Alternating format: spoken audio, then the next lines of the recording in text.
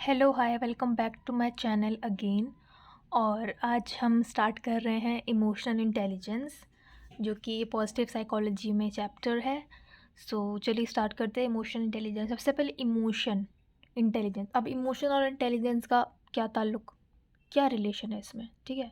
Emotional intelligence start करने से पहले मैं एक बहुत अच्छा कोट एरिस्टोटल का यहाँ पे कोट करना चाहूँगी। Anyone can become angry, that is easy, but to be angry with the right person to the right degree at the right time for the right purpose and in the right way, this is not easy. अब देखिए कितना सुंदर, कितना beautiful coat है ये कि angry, गुस्सा कोई भी कर सकता है, गुस्सा कोई भी हो सकता है, ठीक है, वो इजी है।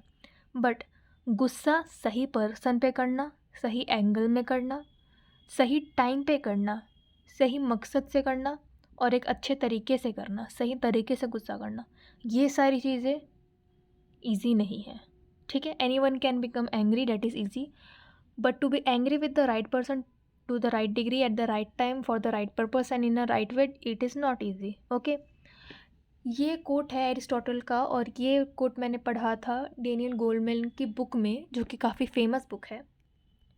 ये देखिए, ये है ये बुक डेनियल गोलमैन, और मैं रिकमेंड करूँगी कि ये बुक तो आप सबको पढ़नी ही चाहिए, ठीक है।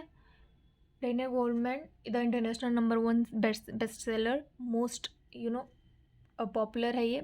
Emotional intelligence, why it can matter more than IQ, और ये काफ़ी सही बुक है। अब मैं जो मैंने अभी तक पढ़ा है उसको लेकर, अब मेरी और बुक से लेकर, पॉजिटिव बुक से लेकर जो मेरे टीचर्स ने पढ़ा है, मैं ट्राई करूँ कि सारी इन्फॉर्मेशन को एक जगह मैंने गैदर किया है और आप तक मैं शॉर्ट और सिंपल भाषा में पहुँचा पाऊँ, ठीक है। तो चलिए स्टार्ट करते हैं इमोशनल इंटेलिजेंस। इमोशनल इंटेलिजेंस में देखते हैं इसकी डेफिनेशन, जो कि सैलोवे और मेयर ने दिया है। According to Salovey and Mayer, emotional intelligence is the ability to perceive emotion, ability to use emotion to facilitate thinking, ability to understand emotion and ability to manage emotions, ठीक है। सेलोवे और mayor ने क्या कहा है कि इमोशनल इंटेलिजेंस क्या होता है कि एबिलिटी है, क्षमता है टू परसीव इमोशन, इमोशन को हम देखना, समझना, फिर उसका यूज़ करना सोचने के लिए, उसको फैसिलिटेट करना, अपने इमोशन को, एबिलिटी जो है हमें इमोशन को समझना, अंडरस्टैंड करना, ठीक है, और उस इमोशन को मैनेज कैसे करना है, ठीक है। तो देखना, समझना, फोर्स करना कि उसको अच्छे राइट डायरेक्शन में हम उसको सोचे, थॉट करें, थिंक करें, उसको इमोशन, अपने इमोशन को ढंग से समझना और ढंग से अप्लाई करना, और अगर ओवरवेलमिंग है या कम है, ज़्यादा, जैसे भी नेगेटिव पॉजिटिव इमोशन आ रहा है, उसको मैनेज करना, हाउ टू मैनेज। तो सैलोवे और मेयर ने क्या कहा है? अकॉर्डिंग टू सैलोवे और Mayer, emotional intelligence is the ability to perceive emotion, ability to use emotions to facilitate thinking, ability to understand emotions and ability to manage emotions, ठीक है, याद हो गया। Ability to perceive, ability to use emotion to facilitate thinking, ability to understand emotion and manage emotions, ठीक है। अब देखते हैं नेक्स्ट। अब सबसे पहले नाम आया कैसे? इमोशनल इंटेलिजेंस नाम पहले कहीं था ही नहीं, ठीक है। तो 1964 में एक पेपर निकला था माइकल बेल्डॉक का, उसमें ये वर्ड पहली बार यूज़ हुआ। फिर 1990 में पीटर एंड सेलोवन ने इसके ऊपर चर्चा की, रिसर्च की, और फाइनली 1995 में बहुत ही ये पॉप बुक है, बहुत ही पॉपुलर बुक है, जिसके अंदर बात हुई थी, अच्छे से पूरी बुक लिखी गई थी, जो लिखी थी डॉक्टर डेनियल गोलमैन ने, इमोशनल इंटेलिजेंस। और उसमें मेनली फोकस था, उन्होंने बताया है बाकायदा कि why it can matter more than IQ, ठीक है, कि IQ से ज़्यादा EQ क्यों ज़रूरी होता है, ठीक है, इंपॉर्टेंट होता है। वी ऑलवेज फील सैड और ग्रम्पी और अपसेट, कभी कभी होता है ना कि हमको रीज़न नहीं पता होता, ठीक है, but we don't know why we are feeling this way, ठीक है, डोंट वी, नहीं होता। कभी कभी देखिए आपके साथ भी होता होगा कि आप अचानक से खुश थे या नॉर्मल थे, और अचानक से आपको ग्रम्पी फील होने लग गया, आप में थोड़ी सी एंजाइटी हो गई, या आप थोड़ा सा अपसेट हो गए, सैड रहने लग गए, और आपको नहीं पता कि अचानक से क्या हुआ, बस आपको ऐसा फील होता है, ठीक है। आपके इमोशंस हाई हो जाते हैं, कम हो जाते हैं, पता नहीं है अभी, लेकिन आपको ऐसा फील होता है ना। तो यही सारी बातें इमोशनल इंटेलिजेंस जब हम पढ़ेंगे या इसके बारे में अवेयर होंगे तब हमको हेल्प करेगा वो हमारे डेली लाइफ में, ठीक है। सो सिग्निफिकेंस बहुत रखता है इमोशनल इंटेलिजेंस। अब देखते हैं, अब ये कुछ वर्ड्स हैं, इन वर्ड्स के बारे में आपने पहले भी बहुत सुना होगा, ठीक है। सिंपैथी एम्पैथी तो सबने ही सुना है, और मोस्टली 90% लोग, मैं कह सकती हूँ दावे से, कि गलत समझते हैं कि सिंपैथी एम्पैथी में फ़र्क होता है, ठीक है। क्या फ़र्क होता है देखते हैं। एंटीपैथी, एंटीपैथी मतलब, अब देखिए इसको किसी स्टोरी से लेते हैं। फॉर एग्ज़ाम्पल, दो लड़के हैं, तो एक जो लड़का है उसके फादर की डेथ हो गई, ठीक है। तो दूसरा वो अपने दोस्त के पास गया, तो उसके पहले वो जिस दोस्त के पास वो दुखी होकर गया था कि यार मेरे फादर नहीं रहे, ही इज़ नो मोर, तो उस लड़के ने, जो उसका दोस्त था जिसके पास वो गया था, उसने या तो ये बोला कि अरे अच्छा ही हुआ ना तेरे पापा चले गए, वैसे भी मतलब वायलेंस करते थे, या वैसे भी तेरे को आज़ादी नहीं थी, अब देखना तेरे को आज़ादी मिलेगी। तो वो गलत डायरेक्शन में और उसको प्रोत्साहन कर रहा है। फॉर एग्जांपल, अगर किसी का ब्रेकअप भी हुआ है तो वो ऐसे बोलेगा, अरे लड़की ख़राब थी यार, या लड़का ही ख़राब था, अच्छा हुआ ब्रेकअप हो गया, या अच्छा हुआ मैंने तो पहले ही बोला था कि ऐसे कर ले, तूने सुना ही नहीं, मुझे तो पहले ही पता था कि लड़की ख़राब है लड़का ख़राब है, पहले ही ब्रेकअप हो जाता, अभी हुआ तो बढ़िया ही है, ठीक है। ये होता है एंटीपैथी, ठीक है। अगर आप इस लेवल पर हो तो आप बहुत ख़राब हो, मैं पहले ही बता रही हूँ, ऐसा किसी के साथ नहीं करना चाहिए, ठीक है। एपैथी का मतलब ये होता है कि आपने उसको कुछ बोला नहीं, वो आपके पास आया कि यार मेरा ना ब्रेकअप हो गया, तो बस उसको ये बोलो कि ठीक है, जैसे रात को आया तो ऐसे बोलो कि ठीक है, अभी मुझे नींद आ रही है, सुबह बात करते हैं। तो आपने इग्नोर कर दिया या टाल दिया, ये होता है एपैथी, कि आपको फ़र्क ही नहीं पड़ा, ठीक है, कि क्या हुआ है, सीरियसनेस आपको लगी ही नहीं। तीसरा आता है सिंपैथी। सिंपैथी क्या होता है कि ब्रेकअप हुआ और वो आपके पास रोते रोते आया या आई है आपकी दोस्त, और वो बोलती है कि यार मैं बहुत उदास हूँ, या इतने सालों का रिलेशनशिप था और अब मैं कैसे रहूँगी, कैसे जीऊँगी। तो आपने सिंपैथी दी, अगर वो रो रही है तो आपने उसको सिर्फ सांत्वना दिया है, ठीक है, कि हाँ हाँ होता है, कोई बात नहीं कोई बात नहीं, रोने के लिए सहारा दे दिया ऐसे। एम्पैथी में क्या होता है कि आप उनके शूज़ में, उनकी जगह पे लाइक अपनी पोजीशन देखते हो। अगर मेरे साथ ऐसा हुआ होता तो मुझे कितना दुख होता, आप उसको अच्छे से समझोगे, ठीक है। मुझे कितना दुख हुआ होता अगर मेरे साथ ऐसा कुछ होता, और मैं इस टाइम पे क्या करता और मुझे इसको क्या सलाह देनी चाहिए, ठीक है। ये होता है एम्पैथी। कंपैशन तो ये होता है कि आप फिर उसकी मदद भी कर रहे हो, आपको पता है उसका ब्रेकअप हो गया, तो ब्रेकअप के वो जब हो गया है तो उसके ऊपर बात ही क्यों करनी है, कुछ भी क्यों करना है, या कुछ भी क्यों नहीं करना है। आप उसको कह सकते हो कि चल यार इधर घूमने चलते हैं, अपन पार्टी करेंगे, या चल मैं तेरा फेवरेट ये बनाता हूँ, ये बनाती हूँ खाने को, या तुझे ये पसंद है, हम ये देखेंगे, ये मूवी देखेंगे, तो आप उसका माइंड डिस्ट्रैक्ट कर रहे हो। तो ये सबसे बढ़िया होता है कंपैशन, ठीक है, क्योंकि इसमें ईगो बिल्कुल नहीं होता। ओके, सो ये आई होप कि आपको समझ में आया होगा difference between antipathy, apathy, sympathy, empathy और कंपैशन के बीच में, ठीक है। अब चलते हैं नेक्स्ट, पढ़ते हैं थोड़े से मॉडल्स। एबिलिटी मॉडल में देखो, this model argues that in order to be emotionally intelligent you need to possess certain competencies. The four branches model detailed in Mayer and Salovey and Caruso in 2004, for example, argues that you need to be able to, अब इसमें क्या कहा गया है, जो सेल्वो और mayor थे उन्होंने, जैसा मैंने बताया था, perceive emotion, understand emotion and use emotion and manage the emotion, तो इन चारों को एक्सप्लेन किया है, वही मॉडल में बताया है। तो पहला देखते हैं, परसीविंग इमोशन में क्या है। Perceiving emotion, it is the ability to identify emotion in a person's physical and psychological state, ability to identify emotions in other people, ability to express emotions accurately, to express need related to them, and it is the ability to discriminate between authentic and inauthentic emotions. अब इसका कहने का मतलब क्या है, perceiving emotions. Perceiving मतलब आप अपने इमोशन जो भी आ रहा है उस इमोशन को देखिए, उसको आइडेंटिफाई कीजिए, और ये देखिए कि ये आपको इमोशन कैसे आपको इन्फ्लुएंस कर रहा है, लाइक वो पर्सन फिजिकल है या आपके माइंड में है, सिर्फ साइकोलॉजिकल स्टेट पर है, ठीक है। Ability to identify emotions in other people, ठीक है। लाइक अपने इमोशन को देखिए, खुद की इमोशन को भी आइडेंटिफाई कीजिए और अपना इमोशन या वो इमोशन दूसरों के प्रति भी आप देखिए, उनके इमोशन की भी कदर कीजिए। कई लोग होते हैं ना कि मुझे ऐसा फील हो रहा है, मैं बहुत इमोशनल हूँ, मैं बहुत वो हूँ, मुझे ये करो वो करो, विक्टिम कार्ड खेलते हैं या अटेंशन सीकर होते हैं कई लोग। ऐसा नहीं है, दूसरे के भी इंसान है ना, उनके भी इमोशंस हैं। तो खुद के इमोशन को आइडेंटिफाई करो और उनके इमोशन को भी आइडेंटिफाई करो, उनको भी जानो। Ability to express emotions accurately, अपने एक्सप्रेशन को एक्यूरेटली एक्सप्रेस करो। अगर आपको इमोशन आ रहा है, आप बहुत इमोशनल हो रहे हो और आपको रोना आ रहा है, तो एक्सप्रेस करो, रो, कहो, जो भी वेंट आउट करो अंदर जो भी है, ठीक है। To express needs related to them, okay. Ability to discriminate between authentic and inauthentic emotions. अच्छा, डिस्क्रिमिनेट करो मतलब डिस्टिंग्विश करो कि कौन सा आपका इमोशन सही है, कौन सा गलत है, कौन सा नेसेसरी है, कौन सा अननेसेसरी है, ठीक है। फॉर एग्जाम्पल, आपको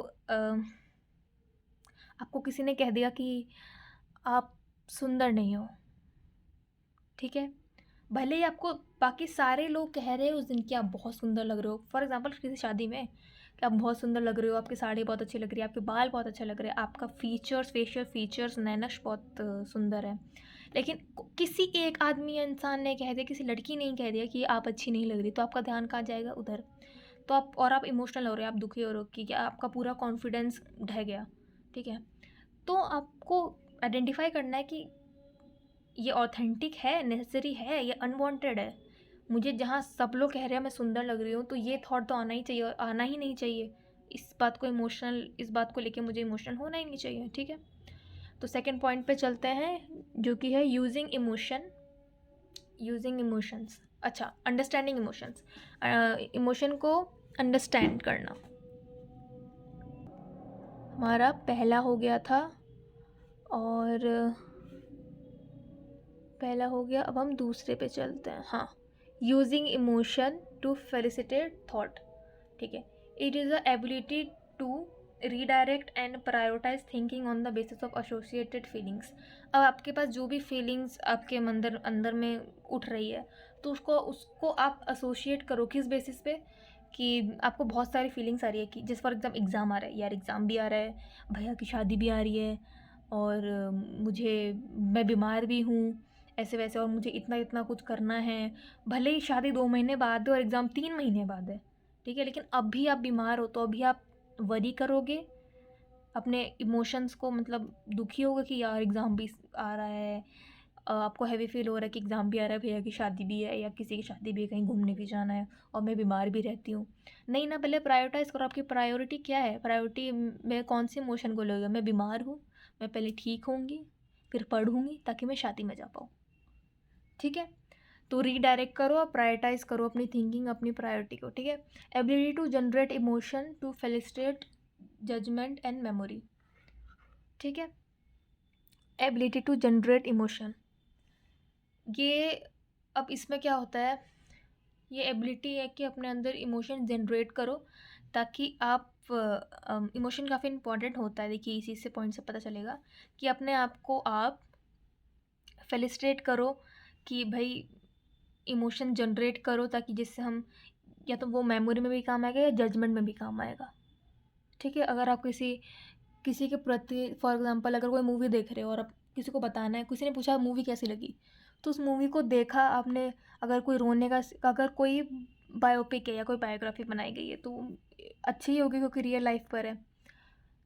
तो आपने जो वो इमोशंस दिखा रहे हैं वो स्क्रीन पे, वो इमोशन आपने फ़ील किया और आपने उस बेस पे जजमेंट किया या अपनी मेमोरी बनाई, मेमोरी में डाला कि अच्छा ये अच्छी है या बुरी है, या आपने इस बारे में सोचा, इमोशन जनरेट करने के बाद आपने सोचा, ठीक है। To judgement and memory, ability to capitalise on mood changes and appreciate multiple point of view. Mood changes जो होते हैं उसको आपने अच्छे से आइडेंटिफाई किया और मल्टीपल पॉइंट ऑफ व्यू देखा। जैसे एक ही चीज़ को देखने के हज़ार नज़रिए हो सकते हैं, ठीक है। Same as that, ability to use it is the ability to use emotional state to facilitate solving creativity. Emotional state को आप एक और तरीके से यूज़ कर सकते हो to facilitate solving and creativity. किसी चीज़ को आपको सॉल्व करना है, ठीक है, तो आप देखो, अगर डिस्प्यूट हुआ है, ठीक है, अगर आपके ऑफिस में डिस्प्यूट हुआ है और आप अपना गुस्सा अपनी वाइफ पे उतार रहे हो, ठीक है, ये गलत है। आप उसको ट्रैक करो कि नहीं, मेरा इमोशन, उधर का इमोशन जो है, जो ओवरवेल्म हो रहा हूँ, मैं गुस्सा हो रहा हूँ, वो कहीं और निकल रहा है, ये गलत है। तो देखो कि अब मैं उसका सोल्यूशन कैसे निकालूँ, बजाय उसके आपने जो वहाँ पे इमोशन फ़ील किया अपने ऑफिस में बॉस के सामने, वो अपनी बीवी को बताओ, अपने वाइफ को बताओ और साथ में सॉल्यूशन निकालो। सॉल्यूशन ओरिएंटेड होना चाहिए, ठीक है। फॉर एग्जांपल जो से पोएट्स होते हैं, उनके जब इमोशंस हाई होते हैं, वो पेपर पे निकाल देते हैं, वो उनकी क्रिएटिविटी बन जाती है, वो पोएम का रूप ले लेती है, वो लेखन का रूप ले लेती है, वो स्टोरी राइटिंग का रूप ले लेती है, वो मूवी राइटिंग का या डायलॉग राइटिंग का रूप ले लेती है, ठीक है। तो ability to use emotional state to facilitate solving and creativity, ठीक है। फॉर एग्जांपल अगर कोई पेंटर है, कोई कारपेंटर है, कोई भी क्रिएटिव इंसान है, वो उसको इमोशन, उसको गुस्सा आ रहा है, वो कैनवास पे उतारेगा, उस टाइप की पेंटिंग होगी, वो भी मास्टरपीस होगी। वो बहुत अच्छे मूड में होगा, रोमांटिक मूड में होगा, तो वो उस तरीके की पेंटिंग बनाएगा, ठीक है। वो अपने इमोशन को कहीं डालेगा, ठीक है। तो वो फेलिस्ट्रेट करो अपने इमोशनल स्टेट को अपने अंदर, जिससे हम किसी प्रॉब्लम को सॉल्व कर पाएँ या कुछ क्रिएटिवली कुछ कर पाएँ, ठीक है। थर्ड देखते हैं अंडरस्टैंडिंग इमोशन। अपने इमोशन को अंडरस्टैंड करो, हमने परसीव कर लिया, ठीक है, यूज़ कर लिया। अब पहचाने जाने कैसे अपने इमोशन को। It is the ability to understand relationships among various emotions. Ability to understand relations, ठीक है। अगर हम अपने इमोशन को अंडरस्टैंड करेंगे, उसको जानेंगे, पहचानेंगे, तो पता चलेगा कि हम अगर अपना अपने इमोशन को देखें कि ये वाली इमोशन नेगेटिव आ रहा है इस पर्सन के थ्रू, मतलब ये रिलेशनशिप अच्छा नहीं है या नहीं रहेगा, ये इसको ठीक करना चाहिए, ठीक है। तो अलग अलग रिलेशनशिप में अलग अलग इमोशंस होते हैं, उन इमोशन को जानना चाहिए, ठीक है, जानना पहचानना चाहिए। Ability to perceive the consequence and causes of emotion. Identify करना कि इसका हमारे जो इमोशन आ रहा है उसका कॉज का है, क्यों आ रहा है और उसे क्या होगा, उसके कॉन्सिक्वेंस क्या है, ठीक है। इससे अगर हम इस पे ध्यान देंगे तो हम अपने इमोशंस को समझ सकेंगे, ठीक है। Ability to understand complex feelings, emotional blend and contradictory states. ये कैपेसिटी होती है, इससे क्या होता है, हम अपने कॉम्प्लेक्स जो फीलिंग आती है, जो भी डिस्टॉर्टेड फीलिंग्स होती हैं, उसको हम अंडरस्टैंड, उसको हम जानेंगे तो समझेंगे, ठीक है। जो भी हमारे इमोशनल ब्लेंड्स होते हैं और जो भी कॉन्ट्राडिक्टरी हो रहे होते हैं, मतलब जो अपोजिट हमारे थॉट्स कॉन्ट्राडिक्ट कर रहे होते हैं, जो जो अपने इनर माइंड में जो कॉन्फ्लिक्ट चल रहा होता है थॉट्स में, स्टेट्स में, ठीक है। Ability to understand transition among the emotion. Emotion का ट्रांजिशन कैसे होता है, अचानक से आप कभी खुश हो रहे होते हैं, फिर अचानक से आपको एक फ़ेज़ आता है कि आप डल फ़ेज़ में चले जाते हैं, आप सैड हो जाते हैं। तो ये जो ट्रांज़िशन हो रहा है हैप्पी से जॉयफुल, से सैड टू हँसी से खुशी, तो ये जो ट्रांज़िशनल फ़ेज़ है, तो उसको आप अंडरस्टैंड करेंगे जब आप जानेंगे अपने खुद के इमोशंस और कि आपका इस इमोशन कैसे-कैसे वर्क करता है आपके साथ, ठीक है। For example stage fear, losing someone special और लव वंस एक्सेट्रा, ठीक है। स्टेज फियर, आप अपने इमोशन को देखिए, समझिए कि मैं स्टेज पे जाती हूँ तो कैसे धड़कनें बढ़ जाती है, हार्ट बीट तेज़ हो जाती है ना। लूजिंग समवन स्पेशल, जब हम किसी अपने करीबी को खोते हैं, तब देखिए कि इमोशन क्यों आ रहा है, ये मुझे ऐसा क्यों लग रहा है, क्योंकि मैंने कोई अपना खोया है, या कुछ अपनी चीज़ बहुत जो प्यारी थी, मेरे करीब थी, वो मैंने खोई है, ठीक है। तो ये जो ट्रांजिशनल फ़ेज़ है, जो कॉम्प्लेक्स फीलिंग्स है, या जो भी कॉज़ कॉन्सिक्वेंस हैं, या जो भी रिलेशन को जो समझने वाली एबिलिटी है, तो ये सारे इमोशंस को हमें समझना, देखना, समझना, परखना चाहिए, इन पे नज़र रखनी चाहिए, ठीक है। अब नेक्स्ट देखते हैं, ये तो हो गया थर्ड ब्रांच, अंडरस्टैंडिंग इमोशंस। अब है मैनेजिंग इमोशंस को मैनेज कैसे करें। हमने परसीव कर लिया, ठीक है, यूज़ कर लिया और अंडरस्टैंड कर लिया। अब फोर्थ है कि हम मैनेजिंग इमोशंस, हम इमोशंस को मैनेज कैसे करें। So it is the ability to be open to feeling both pleasant and unpleasant, ठीक है। Ability to be engaged, prolong or detach from an emotional state, ability to manage emotions in oneself and other, ability to monitor and reflect on emotions. ये ability क्या है? ये एक ability है जिसमें हम अपने फीलिंग को ओपन करते हैं, हम खुद से ओपन अप होते हैं और ये जानते हैं, ये देखते हैं कि ये अच्छा वाला इमोशन, अच्छी वाली फीलिंग है या बैड वाली फीलिंग है, प्लेजेंट फीलिंग है या अनप्लेजेंट फीलिंग है। ठीक है, ये इमोशन कैसा आ रहा है और हम इसको कैसे डील करना चाहिए। अच्छे इमोशंस है, बहुत अच्छा। बुरे इमोशन है, क्या करना चाहिए। ठीक है, एबिलिटी टू बी मैंने engage, prolong or detach from the emotional state, ability to manage emotions in oneself and others। हमें खुद के अंदर इमोशंस को कैसे मैनेज करना चाहिए और दूसरों के लिए जो हमारे इमोशंस है उसको भी कैसे मैनेज करना चाहिए। ठीक है, in oneself, our self and others also. It is the ability to monitor and reflect on emotion. हम अपने इमोशन को देखें, परखें, उसके ऊपर मॉनिटर करें। ठीक है, और रिफ्लेक्ट करें हम। ठीक है, कि हम कैसे अपने इमोशन को मैनेज कर सकते हैं। ठीक है, हमने परसीव किया, सबसे पहले देखा, आइडेंटिफाई किया क्या कैसे जो भी। सेकंड हमने यूज़ किया कि हम कहाँ कहाँ यूज़ कर सकते हैं इमोशन का। ठीक है, जिसमें हमने देखा कि हम इमोशंस को कैसे यूज़ कर सकते हैं to facilitate emotion, to facilitate thinking, जिससे प्रॉब्लम सॉल्विंग हो सकती है और क्रिएटिविटी उससे जनरेट हो सकती है। फिर हमने तीसरा देखा अंडरस्टैंडिंग इमोशन, हम देखें कि क्या क्यों कैसे हो रहा है। फिर है ये सब देख लिया, अब मैनेज करते हैं, मैनेज कैसे कर सकते हैं अपने इमोशन को। ठीक है, to ability to monitor and reflect on emotions. ठीक है, ये देख लिया। अब थोड़ा देखते हैं हम ट्रेट मॉडल। ठीक है, ट्रेट मॉडल क्या है, हल्का सा है, ऐसे देख लीजिए। This model such as that develop by Petrides. ठीक है, पेट्राइट्स ने दिया था ये। Breaks from the idea that emotional, कहाँ से आया ये idea? Emotional intelligence is based on abilities. ठीक है, इमोशनल इंटेलिजेंस जो है वो किसके ऊपर बेस्ड है? एबिलिटीज़। ठीक है, ऊपर ही देख रहे थे हम, is to ability of, to ability to ability is, to ability for, है ना।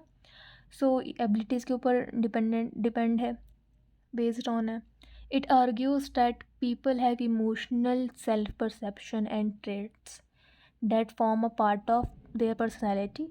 ठीक है, ये करता है कि पीपल के जो इमोशनल सेल्फ परसेप्शन है, जो खुद के बारे में जो धारणा है, जो देखने का नज़रिया है खुद को, एंड ट्रेट्स हैं, वो सारे पर्सनालिटी के पार्ट हैं। ठीक है, पर्सनालिटी जो पर्सोना होता है किसी आदमी की, जो किसी इंसान का जो पर्सनालिटी होती है, वो इसका ही पार्ट है, emotional self perception and traits. ठीक है, these are the self identified by the person rather than scientifically measured and might include self-identified levels of assertiveness, self-esteem, happiness, for example। ठीक है, आगे देखते हैं।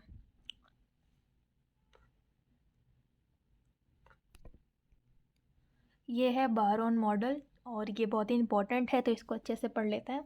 इसको हम मिक्स्ड मॉडल और नॉन कॉग्निटिव मॉडल भी कहते हैं, जैसे कि हेडिंग में आप देख रहे हैं। बार defined emotional intelligence as an array of non-cognition capabilities, competencies, and skills that influence one's ability to succeed in coping with environmental demand and pressure, unlike the ability traits in its effort to explain emotional intelligence। बहुत important है ये paragraph और बहुत important है इसको याद करना। ये डेफिनेशन मैं फिर से रीड आउट करती हूँ, आप इसको समझने की कोशिश कीजिए, फिर मैं एक्सप्लेन करती हूँ।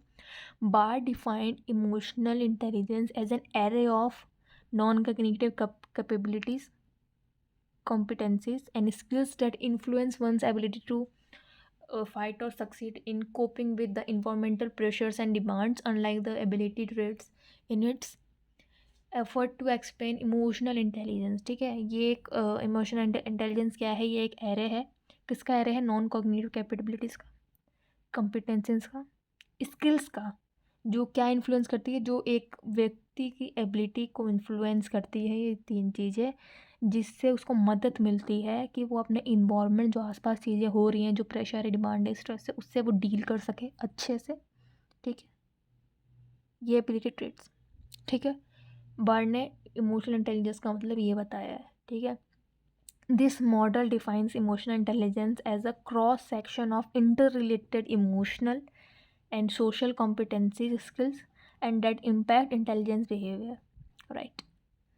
This model combines several types of emotional intelligence qualities. These might be include skill, trait and other qualities। skill में being empathetic होना चाहिए। ठीक है, traits में देखें तो कोई पर्सन और ज़्यादा ऑप्टिमिस्टिक है, ठीक है। अदर क्वालिटीज़ में देखें तो such as being able to read facial expression, being able to inspire others, जो फेशियल एक्सप्रेशन को जैसे रीड कर पाते हैं या जो दूसरों से इंस्पायर हो पाते हैं या हमसे कोई इंस्पायर हो, ठीक, कैसे क्या करना है। सो इट इज़ द एबिलिटी। तो ये इमोशनल इंटेलिजेंस के बारे में बोला गया है। There is some debate as to whether emotional intelligence is a set of skills that need to be learned and improved upon, and whether it is a set of personality traits that are inherent and self-identified, or a mixture of both, ठीक है।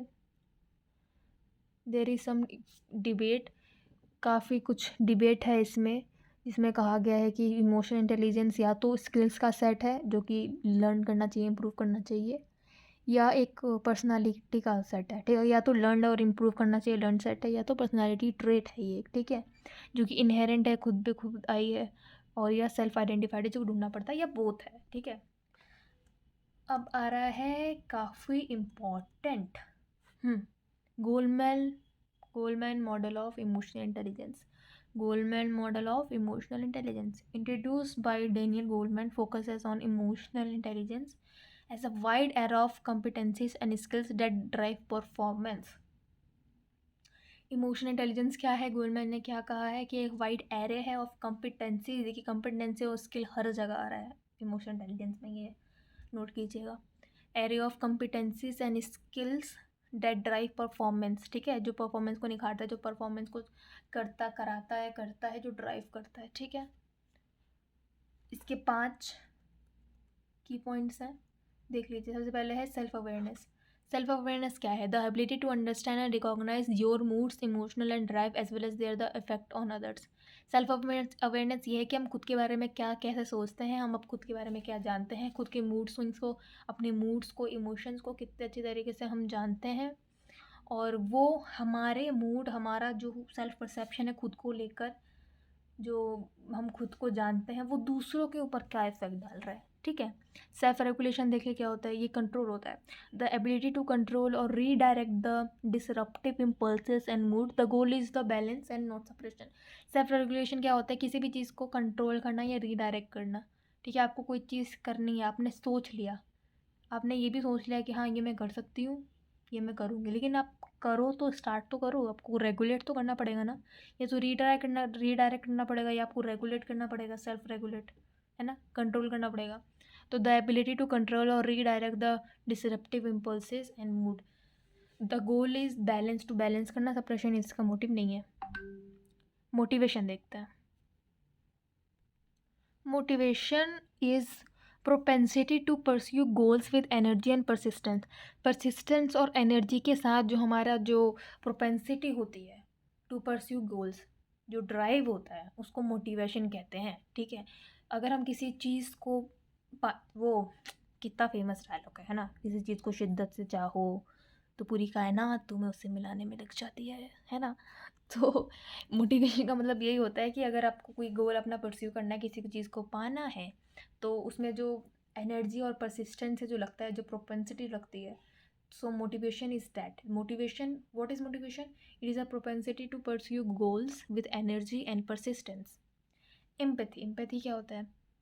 अभी मैंने ऊपर बताया था difference between antipathy, apathy, sympathy, empathy and compassion, है ना। Empathy मतलब होता है skills in treating people like according to their emotional reactions.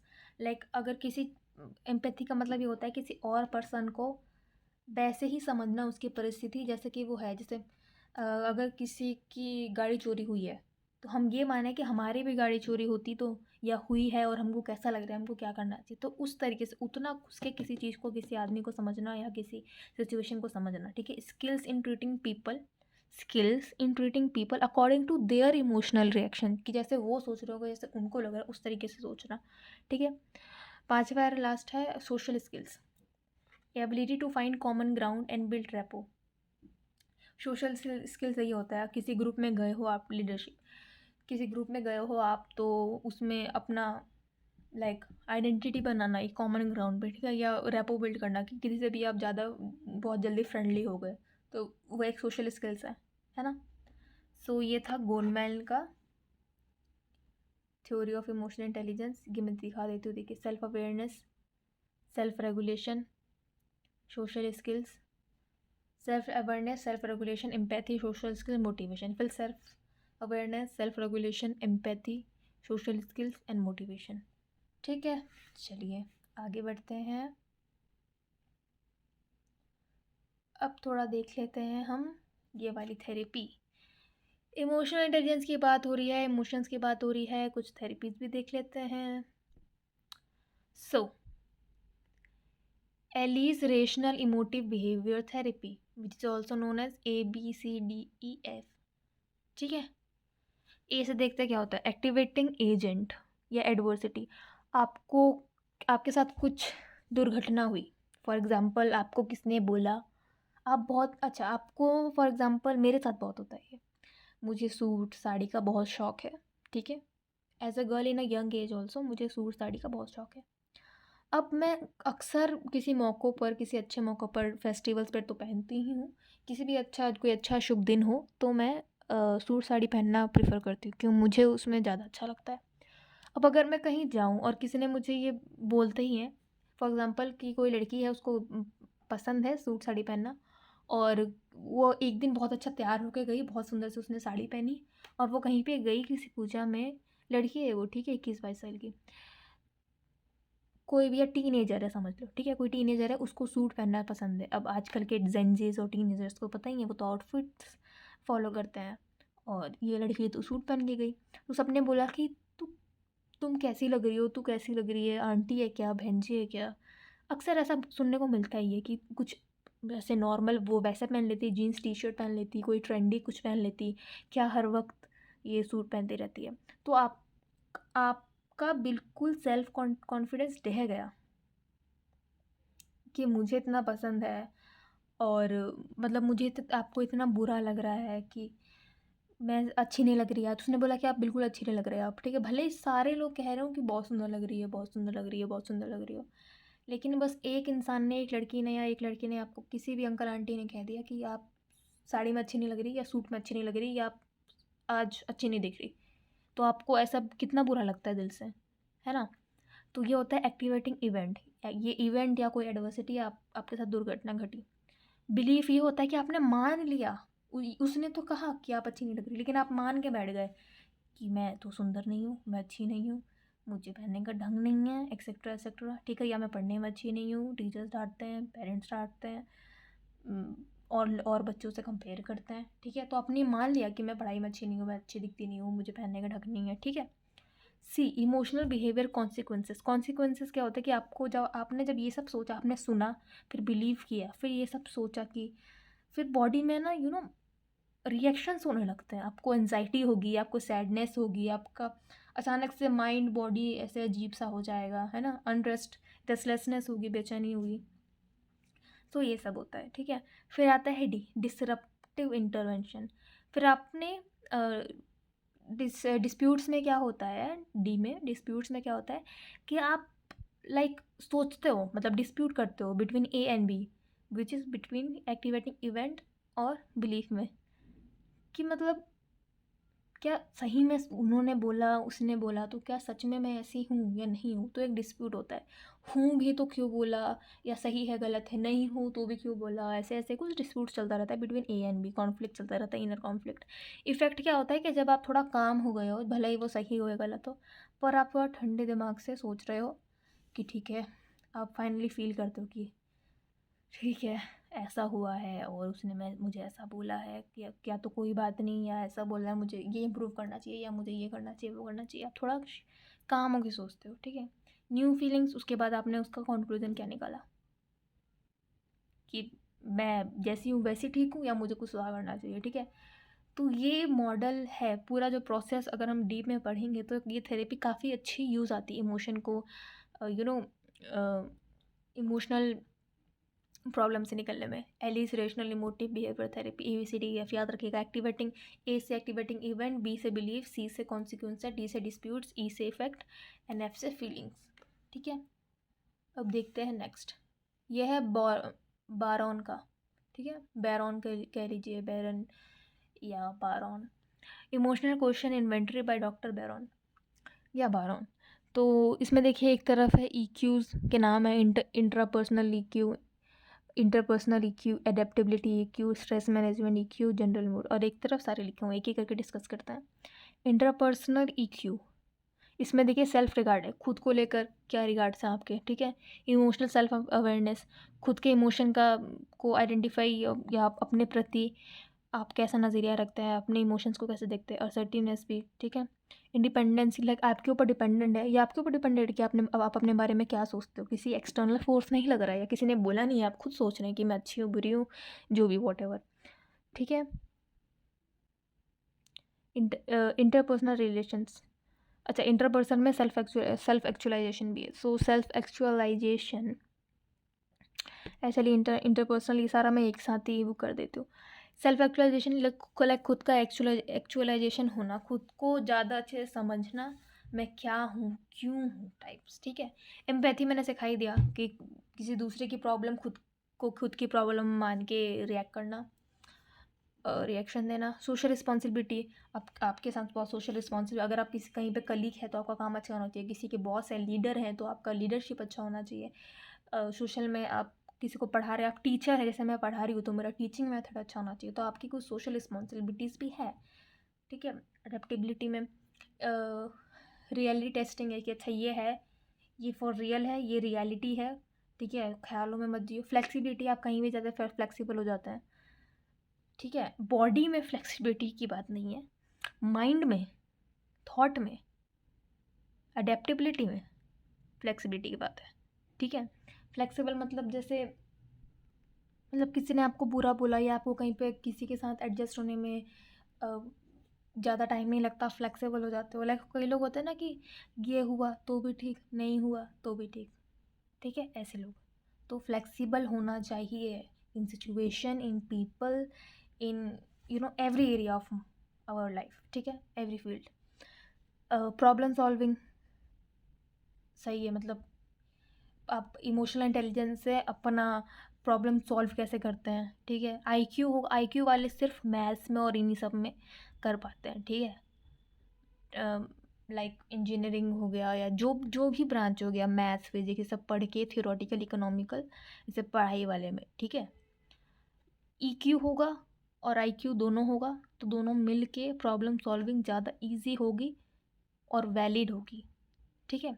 Stress management की बात करें तो स्ट्रेस टॉलरेंस, अपने स्ट्रेस को टॉलरेट कैसे करते हैं, कैसे संभालते हैं, और अपने आप को कंट्रोल कैसे करते हैं इम्पल्स को, कि ज़्यादा स्ट्रेस नहीं होना, ठीक है, मेरी ज़िंदगी में स्ट्रेस है, अच्छा कुछ अच्छा नहीं चल रहा है, लेकिन मुझे स्ट्रेस डिप्रेशन में नहीं जाना है, ठीक है।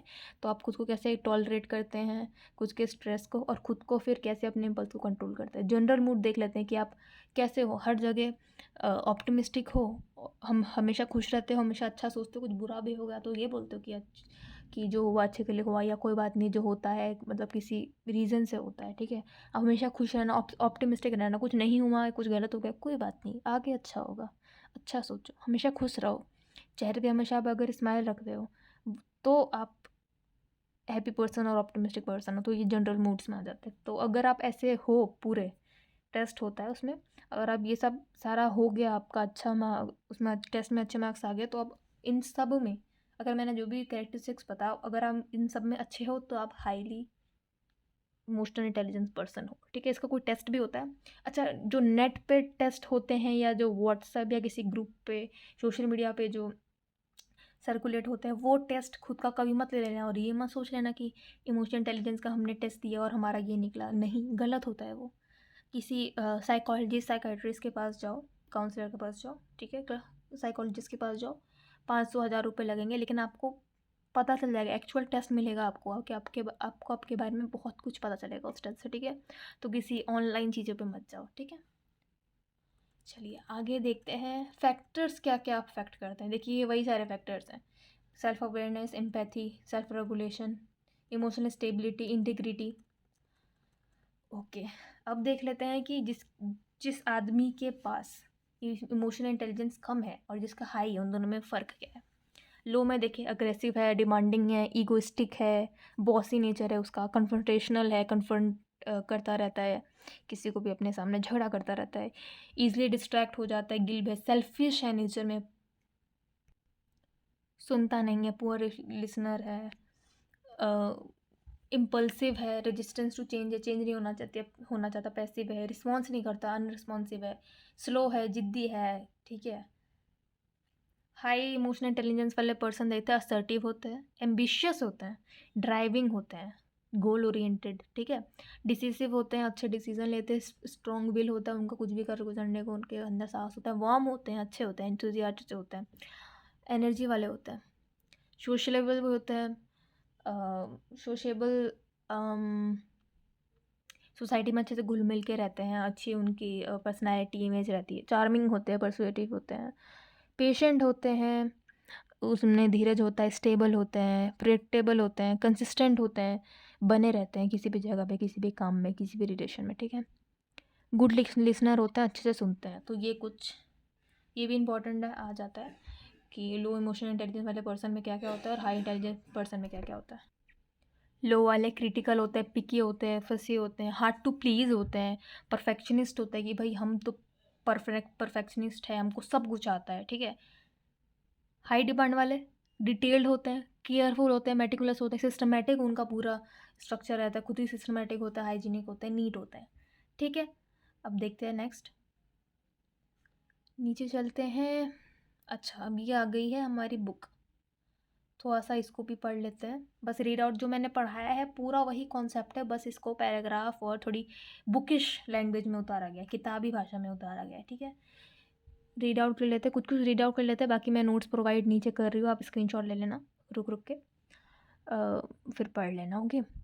Define positive emotions. Positive emotions क्या होता है? According to American psychological association, APA dictionary of psychology, positive emotions is an emotional reaction designed to express a positive affect such as happiness when one attains the goal, relief when a danger has been avoided, and contentment when one is satisfied with the present state. Positive emotion क्या होता है? Positive emotion वही होता है जैसे आपको आपका कोई एग्ज़ाम निकल गया, आपका कोई गोल था कि मुझे ये एग्ज़ाम निकालना है, ठीक है, आपका निकल गया, उसके बाद की खुशी, वो है पॉजिटिव इमोशंस, ठीक है। आप किसी डेंजर, किसी खतरे से बाहर निकल गए, फिर आप निकलने के बाद, डेंजर से बाहर निकलने के बाद आपको जो रिलीफ मिला, वो है पॉजिटिव इमोशंस, ठीक है। और कंटेनमेंट जो मिलता है आपको के लिए, आप सेटिस्फाइड हो, आप खुश हो, तो वो जो चीज़ होती है उसको क्या बोलते हैं? पॉजिटिव इमोशंस, ठीक है। अब इमोशनल इंटेलिजेंस की एक और डेफिनेशन है जो कि बहुत ईजी है, देखते हैं। Emotional intelligence EI is the most often defined as the ability to perceive, use, understand, manage and handle emotions, ठीक है। Right definition of positive emotions ये वही है, थोड़ा बड़ा है, अलग अलग टाइप से दे रखा है। इमोशन फोकस्ड कोपिंग, हाँ इस पर भी क्वेश्चन आता है, देख लेते हैं। इमोशन फोकस्ड कोपिंग क्या होता है? Is a type of stress management, ये एक टाइप का स्ट्रेस मैनेजमेंट है। इमोशन फोकस्ड मतलब इमोशन को फोकस करके कोपिंग, किसी चीज़ से निकलना, ठीक है, उसका एक जरिया। एक type of a stress management that attempts to reduce negative emotional responses associated with stress. Negative emotions such as embarrassment, fear, anxiety, depression, excitement and frustration are reduced, कम हो जाता है या हट जाता है, removed by the individual by the various method of coping, ठीक है। What is the difference between positive and negative emotions? अच्छा, positive emotion जैसे joy, interest, playfulness differ from the fear, anxiety, sadness in one important way. Negative emotion related to survival and make it hard for us to think beyond the immediate situation. Broad and build theory. अच्छा, broad and build theory पे मैं, ये बहुत अच्छी theory है, इसके ऊपर मैं एक सेपरेट वीडियो बना दूंगी अच्छे से। ये 2-3 लाइन पढ़ने से कुछ नहीं होना इसमें, ठीक है। डिटेल वीडियो में ले आऊँगी, अब इसको रहने देते हैं, इसके बाद ही नेक्स्ट वीडियो उसी का कर दूँगी, ठीक है। 5 पॉजिटिव इमोशंस है, enjoyment, happiness, Joy, interest, anticipation. Positive emotions और देख लेते हैं, gratitude, serenity, love, optimism, relief. Benefits of emotional positive emotions, benefits देखते हैं। Enhance survival over the long term, increased creativity, improve psychological resilience. Resilience का मतलब क्या होता है? एबिलिटी टू बाउंस बैक, ठीक है। Allowed to flourish and increase your coping resources, ठीक है। आगे बढ़ते हैं, नेक्स्ट स्लाइड में देखते हैं क्या है। डिफाइन पॉजिटिव इमोशंस, ये थोड़ा बड़ा है, स्क्रीनशॉट मार लीजिए, जो समझा है वही है, एक बार आप रीड आउट कर लीजिएगा अच्छे से, ठीक है। पॉजिटिव साइकोलॉजी क्या है अच्छे से, ठीक है। कोपिंग है, स्क्रीनशॉट मार लीजिए, अच्छे से पढ़ लीजिएगा, ठीक है। बस रीड आउट करना है, ऊपर जो थ्योरी समझाई है सेम वही है, ठीक है। इमोशनल इंटेलिजेंस के ऊपर भी नोट है, देखिए अगर 2 मार्क्स में आया तो उस उतना किस हिसाब से लिखना है, देखिए अगर 4 मार्क्स में आया कितना लिखना है, या 15-20 मार्क्स में आया अगर एग्ज़ाम राइटिंग में, आंसर राइटिंग आप कैसे करेंगे फिर। तो हर टाइप के आप पूरा बड़ा पढ़िए और देखिए कि आपको कितने मार्क्स में कितनी लाइन और क्या लिखना है, ठीक है। स्क्रीनशॉट ले लीजिए।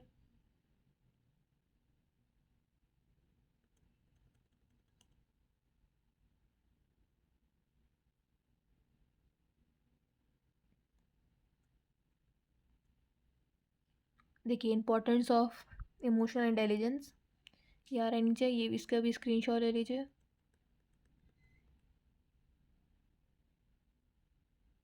इम्पॉर्टेंस भी मैंने पढ़ा दिया, बेनिफिट्स भी पढ़ा दिया। एक मिनट ले लीजिए इसका भी स्क्रीनशॉट ले लीजिए। अब नीचे देखिए जो हमने ऊपर पढ़ा था इमोशन फोकस्ड कोपिंग का, वही आ रहा है, वो अब बड़े में आएगा, ठीक है। इसका भी ले लीजिए स्क्रीनशॉट।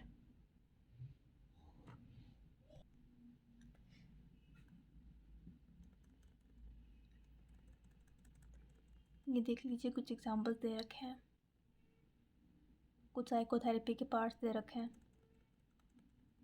अच्छा ये है ब्रॉड एंड बिल्ड थ्योरी, इसके ऊपर मैं पूरा सो अभी अगर आपको स्क्रीनशॉट लेना है तो ले लीजिए।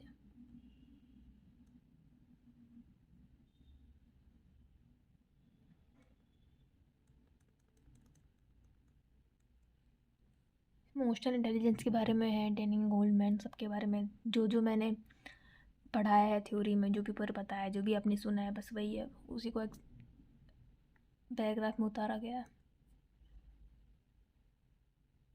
स्क्रीनशॉट ले लीजिए और कोई भी डाउट्स हो फील फ्री टू कमेंट, ठीक है। फील फ्री, आप कुछ भी पूछ सकते हैं, सजेशन दे सकते हैं, कमेंट सेक्शन में लिखिए।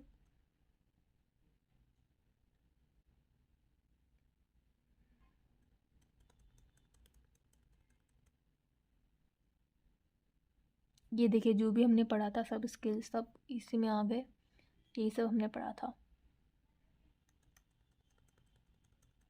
बारोन का आ गया, देखिए ये बारोन में पढ़ा था ना, ये सारे थेरेपी मॉडल में। कंपोनेंट ऑफ इमोशनल इंटेलिजेंस के कंपोनेंट्स दे रखे हैं, वही self awareness, self regulation, social skills, empathy, ये सब पढ़ चुके हैं हम। मोटिवेशन है ना।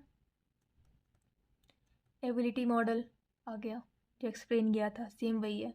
मेरे नोट से आप पढ़ सकते हैं, अगर आपको कम लैंग्वेज में ज़्यादा कम नोट्स में ज़्यादा लिखना है और आपको ज़्यादा पढ़ना है ज़्यादा लिखना है, अगर आपको हर टाइप के, दोनों टाइप के बच्चे होते हैं, कई बच्चे होते हैं जो एक उनको सिर्फ एक बुलेट पॉइंट दे दो वो उसी से पूरा पैराग्राफ लिखाते हैं, वो तो इतने टैलेंटेड होता है उनको बस पढ़ने की ज़रूरत होती है। कुछ लोग होते हैं जो शॉर्ट नोट्स, लाइक जो एक्रोनियम्स होते हैं ना, जो छोटी छोटी समरी बनाते हैं, बस वो लिख लेते हैं, वो हो जाता है, या की पॉइंट्स और शॉर्ट नोट्स बना लेते हैं। कई बच्चे होते हैं उनको आदत होती है ऐसे पूरा वो अच्छे से पढ़ेंगे, पैराग्राफ पढ़ेंगे और फिर पैराग्राफ अच्छे से लिख के आएंगे। तो आपको जैसा सूट करे वैसा करिए, अच्छे से एग्ज़ाम राइटिंग कीजिए, आंसर राइटिंग,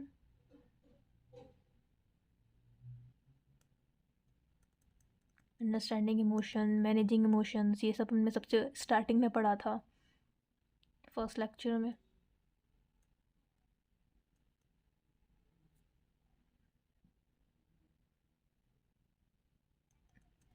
अगर आपको मेरे वीडियोस पसंद आ रहे हैं सो प्लीज़ लाइक कीजिए, कमेंट कीजिए, प्यारे प्यारे अच्छे अच्छे, मुझे क्या इम्प्रूव करना है, क्या अच्छा है क्या बुरा है, मुझे बहुत इंकरेजमेंट मिलेगी और प्यार से पढ़ाने की और अच्छे वीडियोस बनाने की, ठीक है।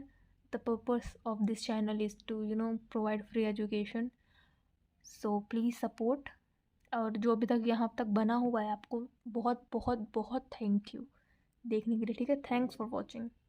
ये देखिए, डोंट इंटरप्ट और चेंज द सब्जेक्ट, ठीक है।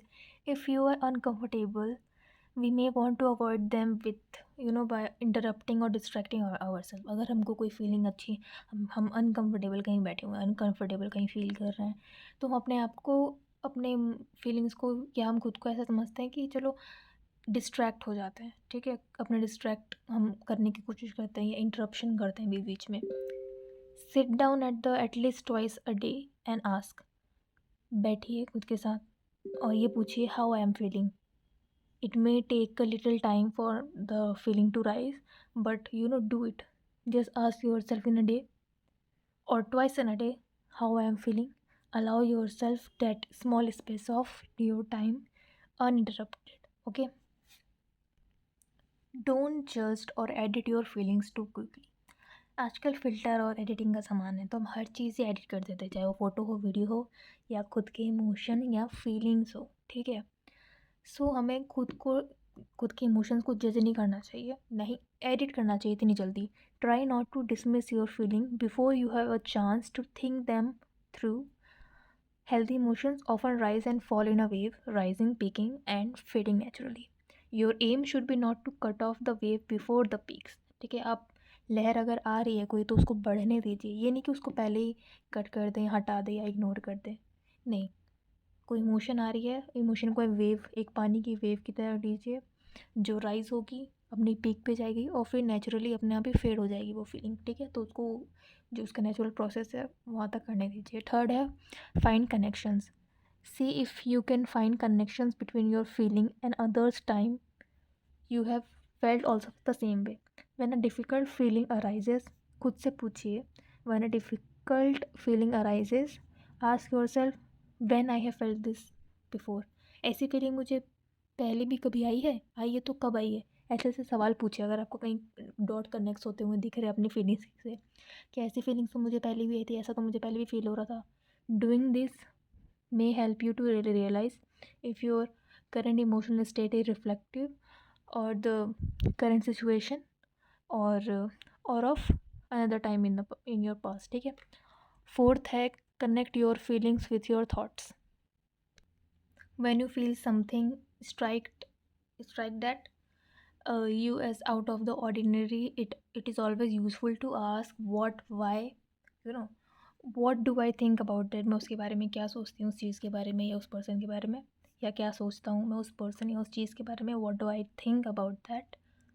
ऑफन टाइम्स अक्सर one of the feelings which contradict others, what that's normal. अगर आपकी कोई फीलिंग, थॉट्स किसी दूसरे पर्सन से कॉन्ट्राडिक्ट कर रही है तो it is normal, because each individual is different. सब अलग पर्सन है, अलग अलग सिचुएशन से निकले हैं, अलग अलग थॉट प्रोसेस है, अलग अलग उनकी कंडीशनिंग हुई है बचपन से, ठीक है। So that is normal, that's normal. Listening to your feeling is like listening to a witness in the court case, ठीक है, ध्यान से।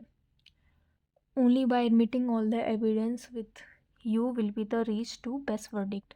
फिफ्थ है लिसन टू योर बॉडी। अपनी बॉडी को देखिए, जानिए, अपना खुद का रिएक्शन देखिए। A knot in your stomach while driving to work man be clue that your job is a source of stress. A flutter of your heart when you pick up a girl you have just started to date may be a clue that you could be the real thing. Listening to these sensations and the underlying feelings that may signal will allow you to process with the power of reason, ठीक है। Sixth है if you don't know how you are feeling ask someone else. अगर आपको समझ में नहीं आ रहा खुद से कि मेरे साथ क्या हो रहा है, मुझे कैसा फील हो रहा है, आप बहुत ही कंफ्यूज है, तो it's okay to ask someone. आप किसी अपने करीबी से पूछिए, ठीक है, वो आपको ज़रूर हेल्प करेगा। सेवेंथ है tune in to your unconscious feeling. ये बहुत सारे पॉइंट्स हैं, आप चार भी लिखेगा तो बहुत है, स्क्रीनशॉट ले लीजिए, पढ़ लीजिएगा। Tune in to your unconscious feeling, ask your self, write thoughts and feeling downs, पढ़ लीजिएगा, काफ़ी इंपॉर्टेंट है। स्क्रीनशॉट ले लीजिए, कोई भी चार लिखेंगे, आपको पूरा ही पढ़ना है, पूरे लिखना है तो पूरा ले लीजिए। Know when enough is enough, reflect on your emotions, ask perspective, observe, pause for a moment, become more empathic and by understanding the why, choose to learn criticism, practice and practice. तो ये थे कुछ, ये तो broad and build है model, इसके लिए तो मैं प्रॉपर अलग से लाऊंगी, अलग से पूरा लेक्चर। तो ये था हमारा आज का लेक्चर पूरा।